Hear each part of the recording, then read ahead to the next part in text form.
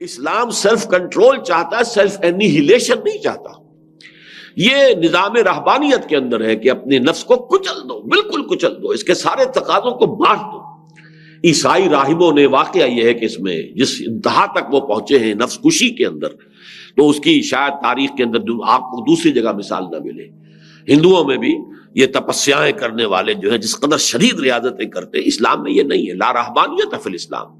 اسلام نے تو اس کے برعکس تصور یہ دیا ہے کہ تمہارے اس نفس کا بھی تم پر حق ہے۔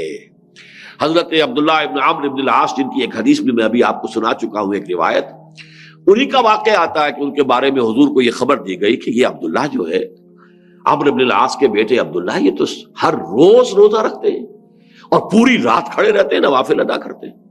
انہیں نہ اپنی بیوی سے کوئی غرض ہے، نہ کوئی دنیا سے کوئی اور تعلق ہے، کوئی دلچسپی ہے، بالکل نہ لوگوں سے ملنا جلنا ہے، الگ تھلگ ہے، اسی کام میں لگے ہوئے۔ حضور نے بلایا، یا عبداللہ اولم اخبر انک تصوم النہار وتقوم اللیل، مجھے تو یہ اطلاع دی گئی ہے تمہارے بارے میں کہ تم روزانہ روزہ رکھتے ہو اور پوری رات کھڑے رہتے ہو۔ عرض کیا، بلا یا رسول اللہ، حضور ایسا تو ہے۔ فرمایا، لا تفعل، ایسا ہرگز مت کرو۔ فإن لنفسك عليك حقا وإن لزوجك عليك حقا وإن لزورك عليك حقا، تمہارے نفس کا بھی تم پر حق ہے، تمہاری بیوی کا بھی تم پر حق ہے، تمہارے ملاقاتی وزٹرز جو آئیں زیارت کرنے والے، ان کا بھی تم پر حق ہے۔ یہ سارے حقوق ادا کرنے، تو نفس کو بھی اس کا حق ادا کیجئے، لیکن یہ کہ وہ کیجئے اس طریقے سے کہ آپ فیصلہ کریں کہ نفس کو کیا دینا ہے کیا نہیں دینا۔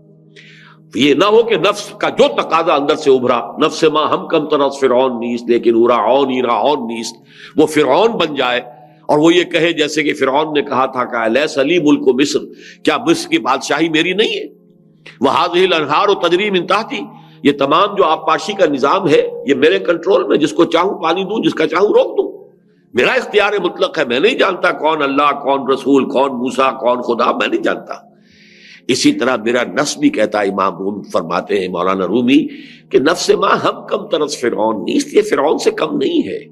یہ بھی کہتا ہے یہ وجود میرا ہے، اس پر میری مرضی چلے گی، میرا تقاضا پورا ہوگا، میری خواہش کی تسکین کی جائے گی، مجھے اس سے بحث نہیں کہ حلال کیا ہے، حرام کیا ہے، جائز کیا ہے، ناجائز کیا ہے۔ اب یہاں اگر آپ کی خودی طاقتور ہے اور نفس کو کنٹرول کرتی ہے، تو یہ ہے جو مطلوب شکل کہ اب آپ اس نفس حیوانی کو اپنے لیے استعمال کر سکیں گے، اپنی فلاح کے لیے، اپنی کامیابی کے لیے، اعلیٰ تر مقاصد کے حصول کے لیے، اونچی اونچی منزلوں تک پہنچنے کے لیے۔ یہ آپ کا مرکب ہے، یہ آپ کی سواری ہے۔ بصورت دیگر یہ نفس آپ کو پٹخ دے گا، اور وہ پٹخنا دنیا میں بھی ہوگا گناہوں کی وادیوں میں، اور جہنم کی وادی کے اندر پھر آخرت کے انسان پٹخا جائے گا۔